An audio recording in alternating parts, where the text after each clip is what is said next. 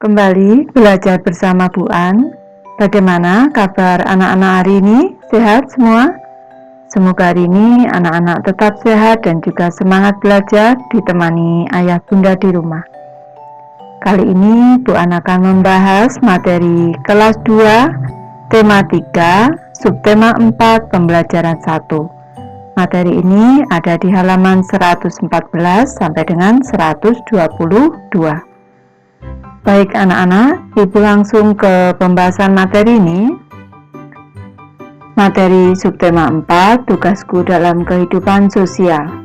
Ini materi ayo mengamati anak-anak. Kita amati pada gambar. Di sini sudah kelihatan bahwa anak-anak sedang melaksanakan tugas kelompok dan ibu guru mendampingi anak-anak dalam belajar kelompok. Ibu bacakan teksnya. Siswa kelas 2 rajin belajar. Mereka sering belajar kelompok. Ibu guru membimbing siswa dalam kerja kelompok. Semua siswa menghormati guru. Semua guru menyayangi siswa. Selama kerja kelompok, antar siswa saling bekerja sama. Menghormati guru dan menyayangi teman adalah tugas siswa.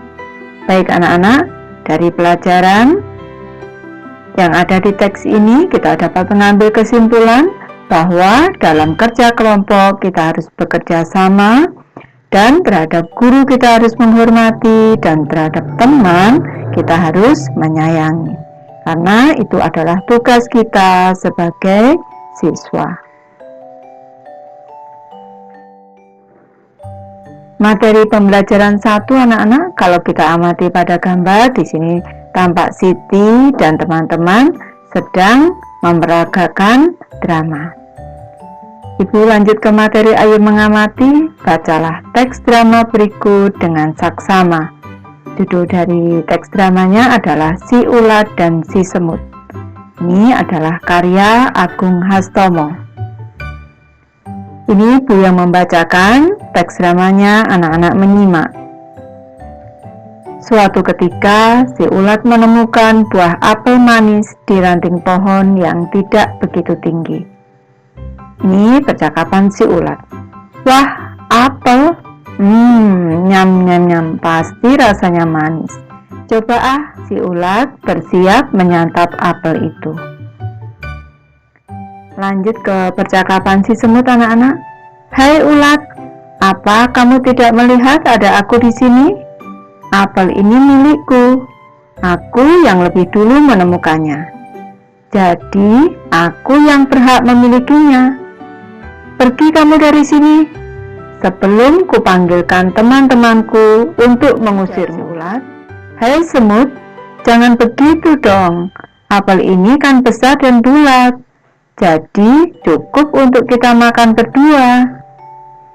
Si semut menjawab, tidak bisa, apel ini milikku. Aku yang pertama kali menemukannya. Jangan coba-coba kamu memakannya. Pergi sana, cari apel yang lain. Si ulat menjawab, apa kamu bilang? Sini kalau berani. Si semut menjawab, siapa takut? Si ulat berkata, rasakan katanya bulu-buluku nanti. Si semut dan si ulat yang hendak berkelahi saling gigit, tiba-tiba mereka kaget. Ini si anak. Wah, ada apel besar, lumayan siang-siang begini. Si semut dan si ulat berhenti berkelahi. Mereka saling memandang. Ini si semut. Ada juga yang mau makan apel ini? Si ulat berkata, bagaimana kalau dia yang makan? Kita tidak dapat apa-apa dong. Si semut dan si ulat diam berpikir. Ini si semut, aku ada ide. Kita takut-takuti saja dia, bagaimana? Si ulat menjawab, baiklah, aku setuju ide itu. Begitu si anak hendak memakan apel itu, si semut dan si ulat segera beraksi. Semut berdiri di atas kepala si ulat, menjadi hewan baru yang mengerikan. Ini si anak Tolong, ada hewan aneh, tolong. Lari terbirit-birit. Si semut dan si ulat. Hahaha, ini gunanya berteman. Yuk kita makan apel ini bersama-sama. Ibu lanjut ke materi Ayu membaca, anak-anak. Bacalah percakapan di atas dengan beberapa temanmu. Bagilah tugas untuk berperan sebagai si anak, si ulat, dan si semut, serta seorang siswa sebagai narator. Narator artinya orang yang membacakan. Ibu lanjut ke materi Ayu membaca, anak-anak. Bacalah percakapan di atas dengan beberapa temanmu. Bagilah tugas untuk berperan sebagai si anak, si ulat, dan si semut, serta seorang siswa sebagai narator. Narator artinya anak yang membacakan narasi, anak-anak. Berdasarkan cerita drama di atas, jawablah pertanyaan berikut. Soal nomor 1, mengapa si ulat dan si semut bertengkar? Anak-anak tentu tahu jawabannya. Mereka bertengkar karena si semut tidak mau berbagi apel dengan si ulat. Si semut bahkan mengusir si ulat untuk pergi tadi di cerita dramanya. Soal kedua, mengapa akhirnya si ulat dan si semut bekerja sama? Karena mereka sadar akan pentingnya bekerja sama, anak-anak tadi. Saat apel yang sedang mereka perebutkan akan dimakan oleh seorang anak. Soal ketiga, apa akibat dari bersikap sombong kepada teman? Jelas anak-anak sudah tahu. Sikap sombong akan mengakibatkan kita dijauhi teman. Lanjut ke soal keempat, apakah akibat sikap serakah kepada teman? Perlu anak-anak ketahui, serakah artinya ingin menang sendiri. Sikap serakah bisa menimbulkan kebencian dan perselisihan dengan teman.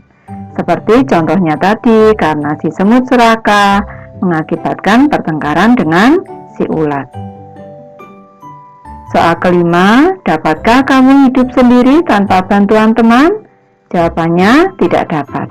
Karena sebagai makhluk sosial, kita selalu membutuhkan bantuan orang lain. Ibu lanjutkan, anak-anak. Ibu guru mengingatkan Siti dan teman-teman untuk selalu bekerja sama. Kita tidak dapat hidup sendiri. Semua orang membutuhkan orang lain. Manusia adalah makhluk sosial.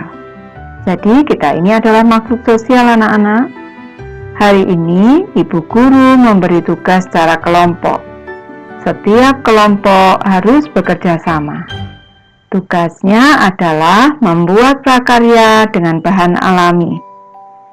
Sebelum membuat prakarya, setiap kelompok menyiapkan bahan. Bahan-bahan yang digunakan adalah biji-bijian. Jadi biji-bijian ini termasuk bahan alami yang bisa digunakan untuk membuat prakarya. Berikut bahan-bahan yang bisa dibeli siswa. Di sini ada biji jagung, ada kacang tanah, ada kacang kedelai, dan juga kacang hijau. Di sini disertai harganya, anak-anak. Biji jagung harganya Rp1.000, kacang tanah Rp1.000, kacang kedelai Rp2.000, dan kacang hijau Rp1.000. Siti dan kelompoknya membeli biji jagung, kacang tanah, kacang hijau, dan kacang kedelai. Lanjut ke materi Ayu berlatih, anak-anak. Taksirlah harga barang yang dibeli kelompok Siti. Kemudian hitunglah harga barang yang kamu taksir. Hasil taksiran harga ini namanya saja menaksir, anak-anak. Menaksir itu kita menghitung dengan cepat. Kalau kita menghitung dengan cepat, 1.000 ditambah 1.000 2.000, ditambah 2.000 4.000, ditambah 1.000 5.000. Ini taksiran harganya adalah Rp5.000. Yang disebut taksiran itu tidak harus sama persis anak-anak. Kita menaksir menghitung dengan cepat, tapi sebaiknya kalau menaksir itu tepat atau mendekati harga yang sebenarnya. Sekarang coba kamu hitung total harga belanja Siti di bawah ini. Yang nomor 1, nama barangnya adalah kacang hijau, harganya tadi Rp1.000 anak-anak. Selanjutnya kacang kedelai harganya Rp2.000. Yang ketiga kacang tanah harganya Rp1.000. Dan yang keempat jagung harganya Rp1.000. Ini kalau kita total anak-anak, satu jari Rp1.000. Ini angka satu jari 1.000. Ditambah 2.000 berarti 2 jari. Ditambah lagi 1.000 satu jari. Ditambah 1.000 lagi satu jari. Kalau kita total adalah Rp5.000. Bisa anak-anak? Total harganya adalah Rp5.000. Jangan lupa penulisannya R besar P kecil 5.000,00. Selain membeli biji-bijian, Siti dan kelompoknya membeli alat dan bahan lainnya. Berikut bahan-bahan lainnya. Di sini ada kertas gulung harganya Rp500. Ini lem Rp1.000, pena harganya Rp1.000, gunting harganya Rp1.000, dan penggaris Rp500. Ayo berlatih, taksirlah harga barang lain yang dibeli kelompok Siti. Kemudian hitunglah harga barang lain yang kamu taksir. Hasil taksiran harga ini yang disebut menaksir, kita menghitung cepat anak-anak agar mudah. 500 ini kita jadikan 1.000. Jangan sampai kalau membeli barang kita menaksirnya ke bawah, harus ke atas agar nanti kalau kita membeli sesuatu uangnya cukup. Kertas gulung misalkan 1.000, lem 1.000, pena 1.000, gunting 1.000, penggaris 1.000. Kalau kita taksir harganya adalah Rp5.000. Taksiran harganya adalah Rp5.000. Sekarang coba kamu hitung jumlah keseluruhan harga belanja Siti di bawah ini. Yang pertama, pena harganya Rp1.000, gunting harganya Rp1.000. Yang ketiga, penggaris harganya Rp500. Yang keempat, lem harganya Rp1.000.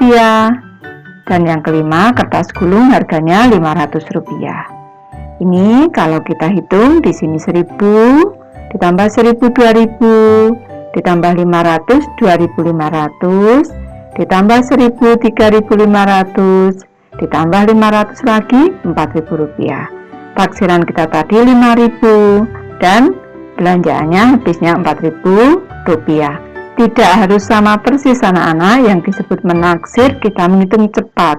Kalau untuk belanjaan kita tidak boleh menaksir ke bawah. Lanjut ke materi Ayu berkreasi anak-anak. Ayu membuat bingkai foto dari biji-bijian. Nama lain dari bingkai foto adalah figura anak-anak. Ini bahannya yang pertama adalah karton, yang kedua lem, yang ketiga kacang tanah, keempat biji jagung, yang kelima kacang hijau, keenam kacang kedelai, dan ketujuh foto. Nanti anak-anak bisa menyiapkan foto diri anak-anak masing-masing. Alatnya adalah pena, gunting, dan penggaris di sini seperti yang sudah disiapkan di meja ini anak-anak. Selanjutnya cara membuatnya, yang pertama guntinglah karton membentuk persegi panjang. Hati-hati saat menggunakan gunting. Nih, seperti gambar yang pertama anak-anak, kita menggunting kertas karton membentuk persegi panjang. Yang kedua, berilah garis di setiap pinggiran karton untuk membuat bingkai. Ini kita buat garis di sepanjang tepi karton. Yang ketiga, tempelkan biji yang sudah kamu pilih di setiap sudut karton. Berilah lem terlebih dahulu sebelum menempelkan biji Jadi kita siapkan lemnya dulu di kertas, setelah itu bijinya kita tempel. Di bagian tepi sini terserah anak-anak mau dibuat seperti apa, diusahakan yang bagus. Ini seharusnya yang keempat anak-anak, di sini kelima, ibu ganti urutan keempat.